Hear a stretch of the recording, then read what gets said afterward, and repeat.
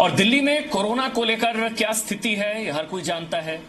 हालांकि कुछ समाज सेवी संगठन कह लीजिए, कुछ जनप्रतिनिधि हैं जो सामने आकर लोगों की मदद कर रहे हैं।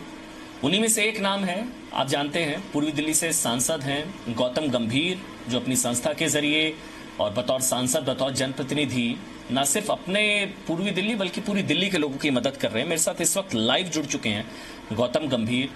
गौतम, बहुत बहुत शुक्रिया समय निकालने के लिए जी न्यूज़ के लिए। हम जानते हैं इस वक्त एक एक मिनट बहुत इंपॉर्टेंट है, लेकिन इसके बावजूद मैं बस ये समझना चाहूंगा कि किस तरह से आप लोगों की मदद कर रहे हैं। मतलब क्या मॉडस ऑपरेंडी क्या है? क्या अपनी संस्था के जरिए, या आप खुद पर्सनली कर रहे हैं, एमपी लेड फंड से कर रहे हैं? किस तरह से मदद कर रहे हैं लोगों की?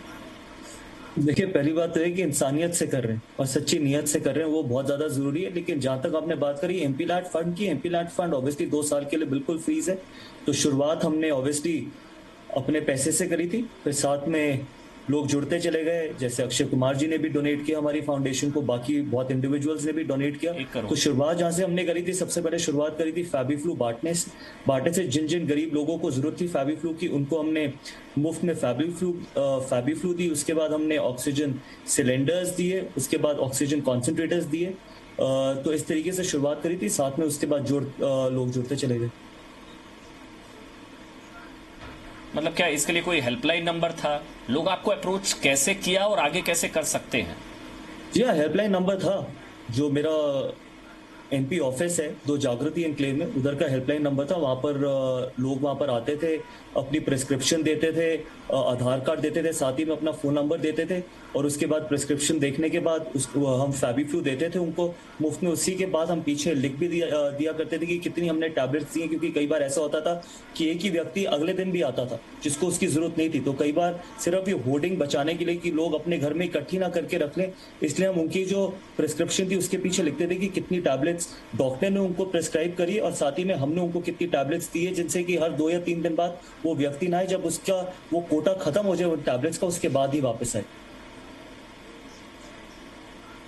और जहां तक कि एक और चीज कहना चाहूंगा, जहां तक कि ऑक्सीजन, चाहे ऑक्सीजन चाहे सिलेंडर्स, मैं एक और चीज कहना चाहूंगा, जहां तक कि ऑक्सीजन कॉन्सेंट्रेटर्स की बात है, हमने ऑक्सीजन कॉन्सेंट्रेटर्स इंडिविजुअली लोगों को दिए जिनको बहुत ज्यादा जरूरत थी। साथ ही में क्योंकि होर्डिंग या फिर ब्लैक मार्केटिंग से बचने के लिए हमने सिक्योरिटी रखवाई, पोस्ट डेटेड चेक्स लिए लोगों से, जिससे कि वो आगे जाके उसकी ब्लैक मार्केटिंग ना कर पाए। और जब वो वापस आए 10 दिन में, उनको अपने हमारे को ऑक्सीजन कॉन्सेंट्रेटर वापस देना है। और कई लोगों ने वापस आके 10 दिन बाद भी ये बोला कि हम एक्सटेंड करना चाहते हैं। उन्होंने अपना जो पोस्ट डेटेड चेक है वो हमारे को नया पोस्ट डेटेड चेक दिया, सिर्फ इस कारण से कि वो आगे जाके कोई बेच ना दे। क्योंकि हम चाहते हैं कि ज्यादा से ज्यादा लोगों की मदद हो पाए, जिन घरों में जिनके परिवार के जो लोग हैं वो एक बार ठीक हो जाए, तो वो ऑक्सीजन कॉन्सेंट्रेटर हमारे को वापस दे दें, या फिर ऑक्सीजन सिलेंडर हमारे को खाली वापस दे दें, जिससे हम उनको रिफिल करा के या फिर ऑक्सीजन कॉन्सेंट्रेटर उस व्यक्ति को दे पाए जिसको उसकी सबसे ज्यादा जरूरत है। इसी वजह से हमने सिक्योरिटी रखी। सिर्फ अपनी कॉन्स्टिट्यूएंसी गौतम, सिर्फ ईस्ट दिल्ली या ओवरऑल पूरी दिल्ली? देखिए, फैबीफ्लू जब शुरुआत करी थी तो ईस्ट दिल्ली से शुरुआत करी थी, क्योंकि उस टाइम पे हमारे पास इतनी ज्यादा स्ट्रिप्स नहीं थे, इतनी ज्यादा टैबलेट्स नहीं थी। लेकिन जब हमारे को ज्यादा टैबलेट्स मिली तो फिर हमने पूरी दिल्ली के लिए खोल दी थी। आज शायद उतनी जरूरत है नहीं फैबीफ्लू की। जब हमने ऑक्सीजन सिलेंडर्स की शुरुआत करी तो हमने पूरी दिल्ली के लिए जो SOS हमारे को आते थे, जो सबसे ज्यादा जरूरतमंद लोग होते थे, क्योंकि ऑक्सीजन सिलेंडर्स और ऑक्सीजन कॉन्सेंट्रेटर्स ऐसी चीज है कि जिससे आप जिंदगी बचा सकते हैं किसी भी व्यक्ति की। तो इसलिए वो हमने पूरी दिल्ली के लिए किया था, सिर्फ ईस्ट दिल्ली के लिए नहीं। क्योंकि ईस्ट दिल्ली फैबीफ्लू ईस्ट दिल्ली से शुरुआत करी थी, पूरी दिल्ली के लिए खोली। कॉन्सेंट्रेटर्स और ऑक्सीजन सिलेंडर्स जिसको सबसे ज्यादा जरूरत थी उसको हमने पहुंचाया पूरी दिल्ली में। गौतम, आमतौर पर ये चीज़ें कई बार होती हैं, आप हम लोग भी मदद मांगते हैं, हम लोगों से भी लोग मदद मांगते हैं। आप लगातार लोगों की मदद कर रहे हैं फैबीफ्लू के जरिए। हो सकता है हॉस्पिटल एडमिशन को लेकर भी आपने कई बार मदद की, ऑक्सीजन कॉन्सेंट्रेटर्स को लेकर। कभी ऐसा हुआ कि आप नहीं मदद कर पाए, लोगों ने मदद बहुत बार ऐसा हुआ। मैं नहीं आप मदद कर पाए? मैं कोई भगवान नहीं हूँ, और मेरी भी अपनी लिमिटेशंस है, और ना मैं बिल्कुल दिल्ली का मुख्यमंत्री हूँ। और सबसे ज्यादा जो अनफॉर्चुनेट चीज हुई है पूरे इस पिछले 2 महीने में, कि बहुत ऐसे लोग थे, हजारों कॉल्स आती थी कि हमारे को ICU बेड्स दिलवा दीजिए, हमारे को ऑक्सीजन बेड्स दिलवा दीजिए, हमारा ऑक्सीजन डिप हो रहा है। और मैं हॉस्पिटल्स की भी, मेरी खुद की कॉन्स्टिट्यूएंसी में 5-6 बड़े हॉस्पिटल्स हैं, जैसे अपोलो हो गया, स्कॉट्स हो गया, धर्मशिला हो गया। लेकिन वहां पर अगर आप उनसे, उनके एमएस से आप बात भी करते थे तो एमएस खुद इतने अंडर प्रेशर थे जहां पर बेड्स नहीं थे। तो कई बार अब ऐसा भी हुआ कि हम लोगों को बेड नहीं करा पाए। ऐसा नहीं है कि मैंने हर व्यक्ति को बेड करा के दिया, जितना ज्यादा से ज्यादा हो सकता था हमने लोगों की एडमिशन कराई, लेकिन सच्चाई ये है कि दिल्ली में बेड्स अवेलेबल ही नहीं थी। इसमें किसी को अच्छा लगे या बुरा लगे, इसमें आप जितना मर्जी एक दूसरे को ब्लेम कर सकते हैं। ठीक है, दिल्ली के मुख्यमंत्री जितना मर्जी चाहें, वो भारतीय जनता पार्टी को, वो पिछले 6 साल से हर चीज भारतीय जनता पार्टी को ही ब्लेम करते चले जा रहे हैं। जब उन्होंने बाहर आके बोला था कि 5000 बेड अवेलेबल हैं, आप मेरी कॉन्स्टिट्यूएंसी, मेरे घर के सामने गंगाराम हॉस्पिटल है, मैंने खुद अपनी आंखों से देखा है किस तरीके से लोगों को तड़पते हुए, वहां पर कोई बेड अवेलेबल नहीं था किसी तरीके का। लोग पार्किंग लॉट्स में बैठे हुए थे, गाड़ी के अंदर 8-8, 9-9 घंटे बैठे हुए थे, उनको बेड नहीं अवेलेबल हुए। तो ये सिर्फ झूठ है कि जब मुख्यमंत्री जी ये बाहर आके कहते हैं कि बेड्स की कोई शॉर्टेज नहीं है, एक वक्त पे बेड्स की बहुत ज्यादा शॉर्टेज थी। आप किसी भी हॉस्पिटल में जाके देख लीजिए। इनफैक्ट ये हालत हो गई कि एक वक्त ऐसा आया था कि एमएस ये बोलने लग गए थे कि अगर आपको सिर्फ अपने लिए चाहिए हो तब प्लीज हमारे को कॉल करना, नहीं तो हमारे पास कोई भी बेड्स अवेलेबल नहीं है। और मैं किसी को भी आर्म ट्विस्टिंग करके बेड्स नहीं दिलवाना चाहता था। मैं अपना स्टेटस, क्योंकि मेरा खास व्यक्ति हूं, मैं उसको दिला दूं और किसी और को निकाल दूं, ये उस टाइम पे मेरा फर्ज नहीं था। मेरा फर्ज था इंसानियत दिखाना, जिसको सबसे ज्यादा जरूरत है। शायद मेरे परिवार के किसी व्यक्ति को उतनी जरूरत नहीं होगी, किसी और के परिवार के व्यक्ति को मेरे परिवार के व्यक्ति से ज्यादा जरूरत होगी। तो मैंने यही कोशिश करी कि उस व्यक्ति को मिले जिसको सबसे ज्यादा जरूरत है, उसकी जिंदगी बच सके। लेकिन आज भी सच्चाई ये है कि दिल्ली में बेड्स की बहुत मारामारी है। ये बिल्कुल झूठ है कि जहां पर ये बोला जाता है कि दिल्ली में बेड्स की कमी नहीं है, बेड्स की बिल्कुल कमी है। वैक्सीन की भी बहुत कमी। देखिए, वैक्सीन की कमी, आप ये बताइए कि 50% सेंटर ने देनी थी, 50% दिल्ली गवर्नमेंट ने ऑर्डर करनी थी। दिल्ली गवर्नमेंट ने कितनी ऑर्डर करी है वैक्सीन? और वैक्सीन की बात, ठीक है, वैक्सीन की बात कर सकते हैं। आप ये बताइए पिछले 1 साल में दिल्ली सरकार ने क्या तैयारी करी सेकेंड वेव के लिए? किस चीज की कमी नहीं है दिल्ली में? एक ऐसी चीज बता दीजिए जो दिल्ली की जनता के लिए काफी हो। आप ऑक्सीजन की बात ले लीजिए, आप कोविड वार्ड्स की बात ले लीजिए, आप ऑक्सीजन टैंकर्स आपके पास नहीं है। दिल्ली कैपिटल है इस देश का, उसके बावजूद आपके पास ऑक्सीजन टैंकर्स नहीं थे कि आप बाहर से ऑक्सीजन मंगवा सके। यहाँ पर आपने किसी भी तरीके की तैयारी नहीं करी। आप जो आज आके ये कह रहे हैं कि हमने 10 दिन में 500 बेड का कोविड सेंटर खोल दिया, ये 500 बेड का कोविड सेंटर 2 महीने पहले भी खोला जा सकता था। आपका क्या बैकअप प्लान था? आपका कोई बैकअप प्लान नहीं था। इतना अनफॉर्चुनेट, आपने लोगों को उनकी हालत पे छोड़ दिया। आपने हर वक्त झूठ बोला है। कहाँ गए वो 5000 बेड? बताइए, जब आप कह रहे थे कि 5000 बेड अवेलेबल है, कहाँ गए वो 5000 बेड? आज लोगों के पास एक भी बेड नहीं था। सच्चाई ये है कि आपने कुछ किया ही नहीं, क्योंकि आपके पास पैसा ही नहीं है। आपने अपना सारा पैसा एडवर्टाइजमेंट पे खर्च कर दिया। एक ऐसा मुख्यमंत्री बता दीजिए पूरे देश में, एक ऐसा मुख्यमंत्री अरविंद केजरीवाल जी को छोड़ के, जिसने कोरोना के समय इतनी ऐड दी होगी। आपने ऑक्सीजन टैंकर्स की ऐड दी है गुजरात, महाराष्ट्र, दिल्ली में। उसी पैसे से आप शायद लोगों को ऑक्सीजन दे सकते थे। 2020 में आपने वायदा किया था कि हम हर घर में ऑक्सीजन सिलेंडर पहुंचाएंगे। कहाँ गया वो ऑक्सीजन सिलेंडर? कहाँ गए आपके 100 हॉस्पिटल्स? कोई उनसे ये सवाल पूछता नहीं है। कोई मीडिया उनसे ये सवाल नहीं पूछती कि वो 100 जो हॉस्पिटल्स आपने खोलने थे, 100 यूनिवर्सिटीज जो आपने खोलनी थी, हर घर में जो आपने ऑक्सीजन सिलेंडर पहुंचाना था, कहाँ गया वो? सिर्फ इसलिए क्योंकि अब आपके पास कुछ नहीं रह गया, दिल्ली की जनता को आपने मरने के लिए छोड़ दिया। आपको बाहर आके अपोलोजाइज करना चाहिए। ये टैक्स पेयर का पैसा है, ये आपकी मेहनत की कमाई है, ये मेरी मेहनत की कमाई है, जिससे आप अपनी एडवर्टाइजमेंट देते हो। और उनके पास कोई हक नहीं है दिल्ली की जनता या किसी के भी मेहनत की कमाई का पैसा अपने ऊपर लगाने के लिए। ये सारा पैसा, हर एक पैसा जो टैक्स पेयर का पैसा है, उसके ऊपर लगना चाहिए, उसकी भलाई के लिए लगना चाहिए। चाहे वो हेल्थ इंफ्रास्ट्रक्चर हो, चाहे वो ओवरऑल इंफ्रास्ट्रक्चर हो दिल्ली का। बताइए, सारा हेल्थ इंफ्रास्ट्रक्चर कोलैप्स हुआ ना दिल्ली का। सबसे बुरी हालत, 2.5 करोड़ लोगों को आप नहीं संभाल पाए। 2.5 करोड़। हाँ जी, बताइए। ये सवाल कई बार पूछा गया गौतम, हम लोगों की तरफ से भी कई बार डिबेट्स में हम लोगों ने कई बार ये सवाल पूछा। जवाब ये आता है कि सेंटर की तरफ से कोटा ही नहीं दिया जा रहा ऑक्सीजन का। ऑक्सीजन प्लांट्स, जो 8 ऑक्सीजन प्लांट्स लगाने थे, वो तो पीएम केयर से बजट उनके पास पहुंच गया था, सिर्फ एक ही लगा पाए।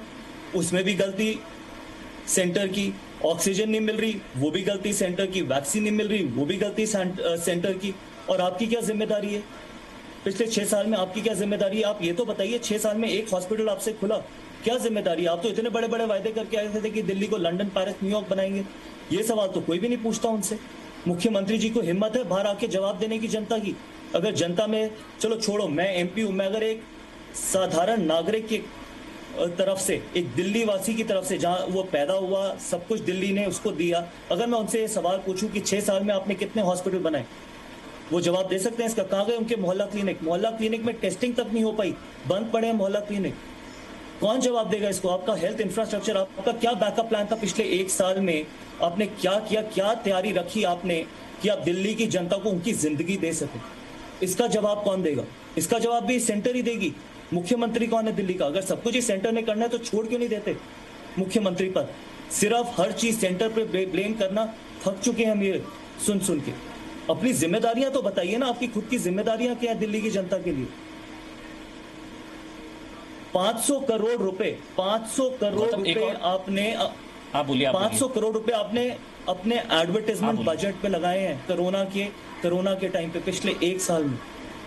500 करोड़ रुपए। आप जानते हैं 500 करोड़ रुपए में क्या क्या चीजें हो सकती थी? आपने ऑक्सीजन टैंकर का आपने विज्ञापन दिया महाराष्ट्र और गुजरात में। वो पैसा दिल्ली की जनता का है, किसी की मेहनत की कमाई है। 12-12 घंटे काम करके टैक्स पेयर पैसा कमाता है वो, और आज उसी टैक्स पेयर के पास बेड नहीं है, ऑक्सीजन नहीं है, ठीक है, कोई तैयारी नहीं करी, एक हॉस्पिटल नहीं खोला। इसका जवाब कौन देगा? मुख्यमंत्री देगा या सेंटर देगी? मुख्यमंत्री को देना चाहिए, अपोलोजाइज करना चाहिए, दिल्ली की जनता से माफी मांगनी चाहिए। अब क्योंकि शायद सबसे ज्यादा फोकस सबका वैक्सीनेशन पर है शायद गौतम, अब ये कहा जाए कि कोरोना को हराने का एक ही हथियार है vaccination, vaccine vaccine vaccine. Delhi में वो भी नहीं हो पा रही है, उसमें भी आज की स्टेटमेंट आपको पता होगा कि वैक्सीन ही नहीं है। वैक्सीनेशन को लेकर कोई आपका एक्शन प्लान बतौर एमपी? देखिए, बतौर एमपी हम तो यही चाहते हैं कि जल्दी से जल्दी वैक्सीनेशन आए और लोगों को वैक्सीनेशन लगे। लेकिन सच्चाई ये है कि इस वैक्सीनेशन में भी, जब शुरू में वैक्सीनेशन आई थी तो बहुत लोगों ने उसके ऊपर भी सवाल उठाए थे कि क्या ये वैक्सीनेशन बिल्कुल ठीक है, कि पीएम साहब को पहले ये शॉट लेना चाहिए, क्या ये फुल प्रूफ है? आज यही वो लोग हैं जो पहले राजनीति कर रहे थे वैक्सीनेशन पे, आज यही वो लोग हैं जो कहते हैं कि जी वैक्सीनेशन की शॉर्टेज है, वैक्सीनेशन जल्दी से मंगवाइए। आप बताइए, आपने पिछले इतने समय में कितनी वैक्सीनेशन ऑर्डर करी है दिल्ली की जनता के लिए? ये तो कम से कम दिल्ली सरकार बताएगी ना कि कितनी ऑर्डर करी है उन्होंने। और जहां तक वैक्सीनेशन का सवाल है, के आसपास 67 लाख 67 लाख, तो आई होप कि जल्दी से जल्दी आए, क्योंकि एक दिन में तो आएगी नहीं, और एक दिन में तो 67 लाख लोगों को लगेगी नहीं, over a period of time ही लगेगी ना। अगर आप 67 लाख लोगों वैक्सीनेशन लेके भी आ जाएंगे एक दिन में, तो आप लगा नहीं पाएंगे, धीरे धीरे ही लगा पाएंगे। तो धीरे धीरे अगर आप बैचेस में ऑर्डर करते, या फिर आप अभी इससे पहले ऑर्डर करते, या फिर करा होता, तो शायद चीजें इतनी ज्यादा पैनिक ना क्रिएट होता। और इनफैक्ट वैक्सीनेशन के अलावा अगर आप बाकी चीजों में भी अगर आपने इन्वेस्ट किया होता, अगर आपने कोविड वार्ड्स खोले होते, अगर आपने हर तरीके से, ये जो पैनिक क्रिएट हुआ है दिल्ली में वो नहीं होता, तो लोग शायद और इंतजार कर सकते थे वैक्सीनेशन। क्योंकि इतना पैनिक क्रिएट हो गया, हर व्यक्ति को लग रहा है कि जी अब मेरे को वैक्सीनेशन चाहिए, वैक्सीनेशन चाहिए, नहीं तो ये फेटल होता जा रहा है। ये सिर्फ ये कारण है क्योंकि आपका पूरा हेल्थ इंफ्रास्ट्रक्चर दिल्ली में कोलैप्स हो गया, और इसमें कोई दो राय नहीं है। ये आपके सामने भी है, मेरे सामने भी है। आज अगर आप बेड लेने चले जाइए, अगर आपको किसी हॉस्पिटल में बेड मिल जाए, तो आप जो मुझे बोलेंगे मैं यहाँ पर खड़े होकर आपको उसका जवाब दूंगा। आज भी बेड अवेलेबल नहीं है किसी हॉस्पिटल में। बिल्कुल सही बात। तो इसलिए ये पैनिक क्रिएट होने की वजह से सबको जल्दी, ये हाल दिल्ली का है सर, कैपिटल, और ये कैपिटल राष्ट्रीय राजधानी, और ये नहीं है कि ये पहली बार, और ये नहीं है कि ये पहली बार और ये नहीं है कि ये पहली बार मुख्यमंत्री बने हैं। ये भी नहीं है कि मेरी तरह ये दूसरा साल है इनका पॉलिटिक्स में, इनका 6ठा साल है, इनका 3रा टर्म है। चलो आप पहला टर्म हटा भी दीजिए, 2रा टर्म है इनका फुल फ्लेज, और इतनी मेजॉरिटी से आए हैं। उसके बावजूद आप सवाल तो पूछिए कि आपने इंफ्रास्ट्रक्चर पे कितना पैसा खर्च किया। और ये जो ये मुफ्त चीजें आप देते हैं ना, मुफ्त बिजली और पानी, और जब आप ये बाहर आके मीडिया को ये कहते हैं कि जी दिल्ली तो अभी भी प्रॉफिट में है, इसकी सबसे बड़ी सच्चाई ये है, अगर आप मुझसे पूछना चाहेंगे, जो ये इंफ्रास्ट्रक्चर का पैसा है ना, जो दिल्ली की डेवलपमेंट के लिए लगना चाहिए, एजुकेशन के लिए, नए स्कूल, कॉलेजेस, हॉस्पिटल्स, इन चीजों पे लगना चाहिए, ये आपने वहां से निकाल के लोगों को मुफ्त बिजली और पानी दिया है इनका। तो आप दिल्ली के इंफ्रास्ट्रक्चर को हटा के उधर दे रहे हैं, इसमें कोई प्रॉफिटेबिलिटी नहीं है। एक जगह से पैसा आप हटा रहे हैं जहां, और दूसरी जगह पे आप मुफ्त दे रहे हैं, सिर्फ अपनी गंदी राजनीति के लिए या सिर्फ पावर में आने के लिए, सिर्फ सत्ता हासिल करने के लिए। आज दिल्ली में एक सवाल और है, बस एक आखिरी सवाल है। हाँ जी, हाँ जी जी गौतम, बस एक आखिरी सवाल है। हमने पहली लहर आई, उससे हमने शायद सबक नहीं लिया, दूसरी लहर में हमारा हेल्थ इंफ्रास्ट्रक्चर सिस्टम कोलैप्स कर गया। अब तो थर्ड की भी वार्निंग है, हम तीसरी लहर के लिए कितने तैयार हैं? अभी तो थर्ड आने वाली है, अब तो पता है कम से कम। देखिए, मैं सिर्फ ये फिंगर्स क्रॉस्ड, मैं सिर्फ ये मुख्यमंत्री जी से अपील करना चाहता हूँ कि अब से लेके जब भी तीसरी लहर आएगी, जो सितंबर या अक्टूबर में एक्सपर्ट्स कह रहे हैं, कम से कम हमारे पास ऑक्सीजन, बेड्स, वेंटिलेटर्स की कमी ना हो। आपने पिछले 1 साल में या 2 साल में एक भी नया वेंटिलेटर नहीं लिया, तो कम से कम जब तीसरी वेव आए तो उसकी हमारे को तैयारी रखनी चाहिए। ब्लेम गेम खत्म करिए, ठीक है? आप दिल्ली के मुख्यमंत्री हैं, आपका फर्ज बनता है दिल्ली की जनता के लिए। मेरे को बेड मिल जाएगा, उनको बेड मिल जाएगा, सारे एमपी, एमएलए सबको बेड मिल जाएंगे, किसी को कमी नहीं होगी। असली में जो मरता है वो एक कॉमन आदमी मरता है जिसको बेड नहीं मिलता। तो एक कॉमन व्यक्ति की तरह सोचिए, एक आम आदमी, अपने आप को एक आम आदमी की तरफ देखिए जो 8-8, 9-9 घंटे पार्किंग में बैठा हुआ है। तो कम से कम ऑक्सीजन और बेड्स की कमी ना हो और वेंटिलेटर्स की कमी ना हो, जिससे जब तीसरी वेव आए तो इतना पैनिक ना क्रिएट हो जाए। वैक्सीनेशन तो लगेगी, वैक्सीनेशन तो आई एम श्योर कि एक सबसे बड़ा माध्यम है कि जो हम कोरोना से लड़ाई जीत सकते हैं, लेकिन अपनी तरफ से हम क्या तैयारी कर सकते हैं वो हमारे हाथ में। वो तैयारी पूरी रखिए और आई होप कि हम सब मिलकर। बहुत बहुत शुक्रिया। धन्यवाद। बिल्कुल सर, बहुत बहुत शुक्रिया गौतम, बहुत बहुत शुक्रिया। जिस तरह से, खासकर आप जिस तरह से लोगों की मदद कर रहे हैं अपने स्तर पर बतौर सांसद, वो भी काबिल तारीफ है। बहुत बहुत शुक्रिया गौतम गंभीर, जी न्यूज़ के लिए। Thank you so much. Presenting B News app, available on Google Play and App Store. Download it now.